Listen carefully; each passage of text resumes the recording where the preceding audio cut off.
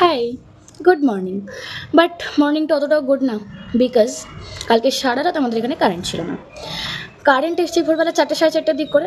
ভাবলাম 2-2.5 ঘন্টা ঘুমাই, সকালবেলা ঘুম থেকে উঠে পড়বো, কারণ অফিস আছে। বাট আমি যথারীতি ঘুম থেকে উঠতে পারিনি।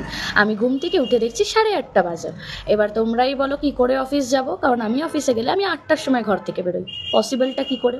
বাট আর কি করা যাবে, অফিস তো আর হলো না, তাই ফ্রেশ হয়ে মর্নিং ড্রিঙ্কটা বাড়িতেই নিয়ে নিলাম। উষ্ণ গরম জলে লেবু চেপে নিয়েছিলাম।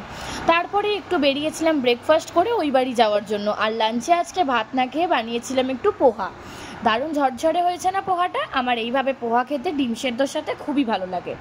তারপর বেরিয়েছিলাম একটু বড় বাজার যাওয়ার জন্য। আর এইগুলো হচ্ছে আমার কীর্তি রাস্তায় বেরিয়ে। তারপরেই গেলাম বড় বাজারে, ওই সামনে জন্মাষ্টমী না, টুকটাক কিছু কেনাকাটা করার ছিল। বেজায় ভিড় বড় বাজারে, সামনে পুজো বলে কথা। তারপরে ফুচকা খেলাম। আসার সময় আমি, ছোটো কাকি, ঠাকুমা তিনজনে মিলে একটা ডিমের ডেভিলও খেলাম। দিয়ে বাড়ি ফিরে আসলাম। অনেকটা রাত হয়ে গেছিলো, প্রায় 9:30 কাছাকাছি বাজে। আর মনে হয় না বাড়ি গিয়ে কিছু খেতে পারবো।